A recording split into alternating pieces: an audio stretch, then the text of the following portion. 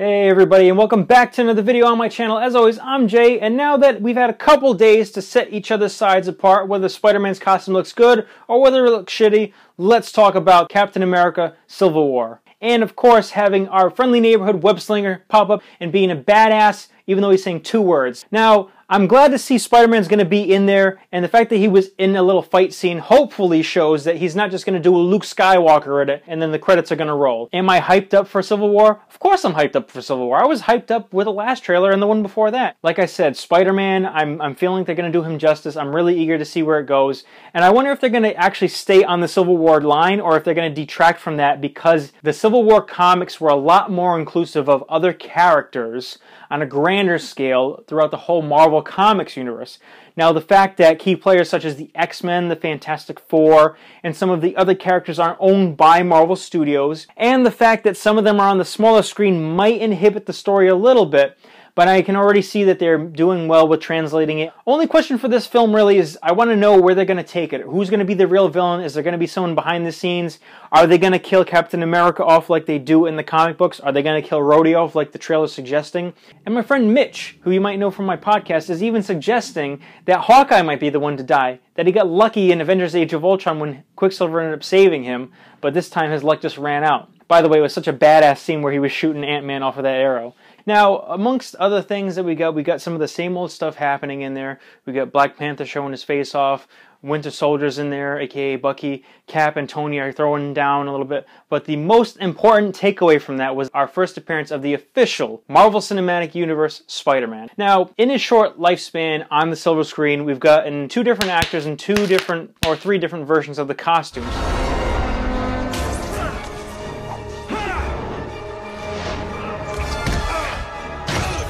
So as soon as it came over to Marvel, everyone was kind of like, oh god, another reboot. And I can get that. However, with the fact that we're getting it officially on the Marvel Universe, I don't mind the fact that they're changing it again. And I have a lot to talk about when it comes to the way the costume looks and how the character is being portrayed. Now, mind you, again, I am biased as hell because I've always loved these characters, and I've always especially had a special place in my heart, like many, for Spider-Man. However, I do realize that whenever you translate in certain characters and everything into different films and whatnot, and adapting them and updating them, you do have to take some stuff away or bring more stuff to it so that it's more believable.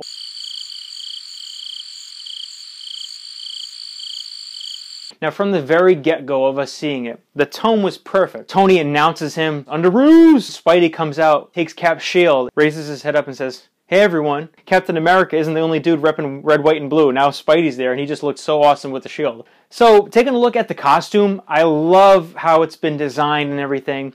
The way the color scheme is, it's totally retro and classic, and I didn't know what to expect. The webbing is not raised, which I'm digging, and the fact that his eyes actually were emotive. And from the costume, you can see on his wrists the little spots that are blue. I'm assuming those are where his web shooters are, so it's really good to get a traditional Spider-Man, but also, a lot of people are pointing out the fact that he has his utility belt. And this is true in the comics, in the cartoons growing up. You know that Spider-Man has had utility belts because his web cartridges do eventually run out and he needs them. Now, some people are complaining that Spidey is too muscular and everything, but that's not true. I mean, if you look at a lot of different artists, including Mark Bailey, who drew his long run on the Ultimate Spider-Man, he was very thin, very lengthy, lean muscled and everything like that. And I think that this is a happy medium, because sometimes different artists have drawn Spider-Man as completely buffed out, but also when you look at Mark Bailey, like I said, and Todd McFarlane, they did have a more thinner, lean musculature for the character, and it works out perfectly in my opinion.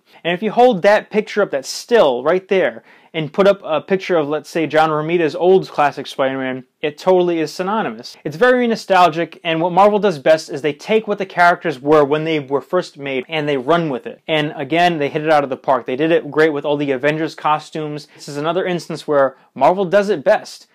Suit up. In 10 days, the movie event of the summer arrives. What do? We fight. Captain America Civil War is a triumph in every way. It's remarkable. Everything a blockbuster should be. You have a metal arm? That is awesome, dude. Captain America America Civil War. Rated PG-13. Get tickets now. As I'm sure you guys aren't surprised, I'm totally excited for Civil War. Looking forward to it, and Spider-Man is just the icing on the cake. Anyway, guys, that's all the time that I have for today. As always, like, comment, and subscribe. All feedback is welcome, even the negative feedback. And remember, guys, take care. Bye.